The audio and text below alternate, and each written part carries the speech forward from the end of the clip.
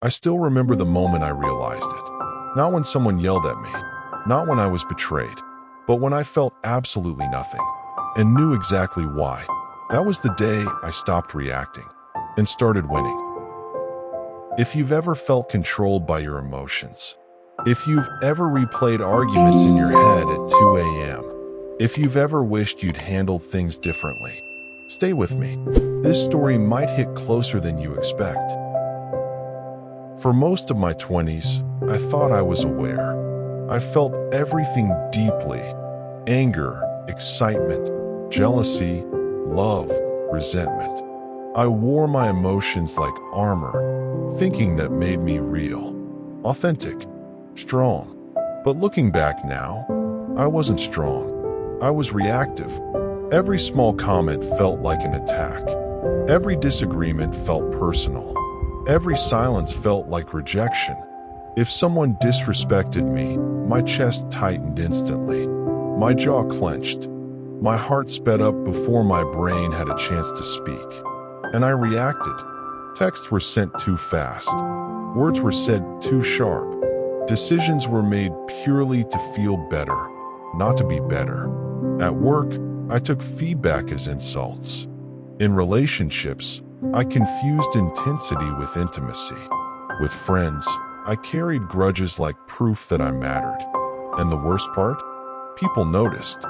There was one guy at work, let's call him Mark. Mark wasn't smarter than me. He wasn't more qualified, but he was calm. When meetings got tense, he leaned back. When people argued, he waited. When someone tried to provoke him, he smiled slightly.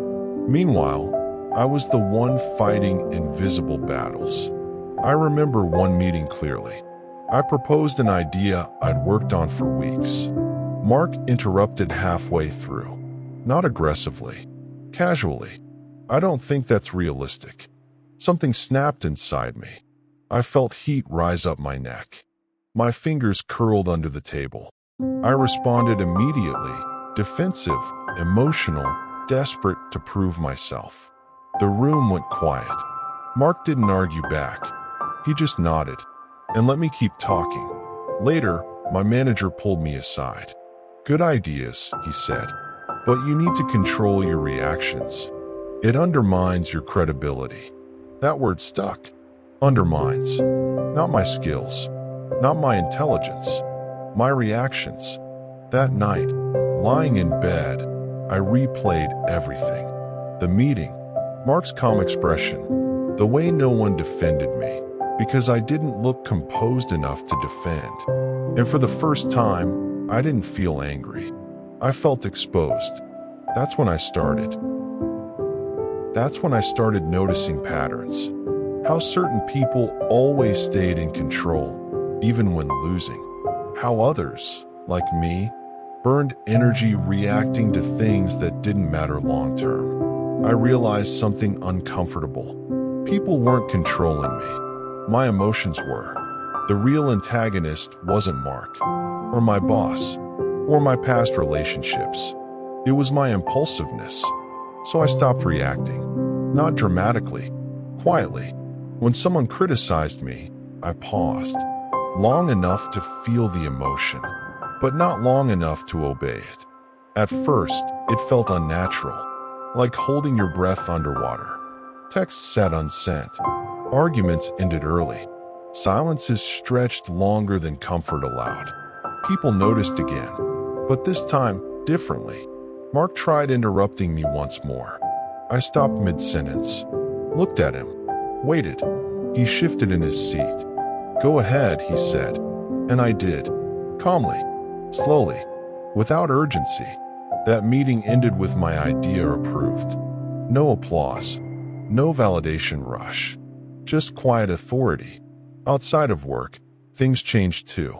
Arguments that once lasted days ended in minutes. Not because I won, but because I didn't fight. I began seeing how much energy I'd wasted before.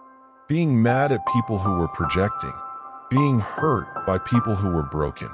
Seeking validation from people who couldn't give it. That realization was painful. Not dramatic pain.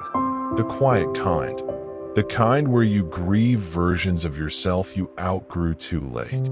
But here's the Sigma part nobody talks about. When you stop reacting, people lose power over you. Mark tried again, months later. A subtle jab, a dismissive comment. I smiled, not sarcastically, not smugly, genuinely, because I understood him. And understanding someone is the ultimate emotional advantage. The real payoff didn't come with applause. It came when Mark asked for my help.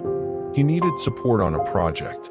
His voice was different, less certain. I agreed, not to prove anything, but because I had nothing to prove. Watching him struggle silently while I stayed calm.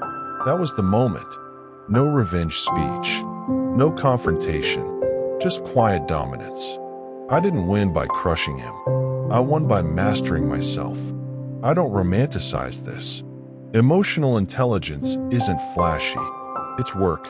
But once you develop it, life feels lighter. You stop fighting shadows. You stop bleeding over things that don't matter. And you start choosing your battles. Or realizing you don't need them at all.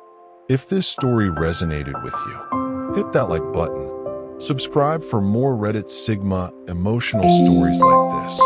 And tell me in the comments, when did you realize your emotions were costing you more than they gave you? Silence is power.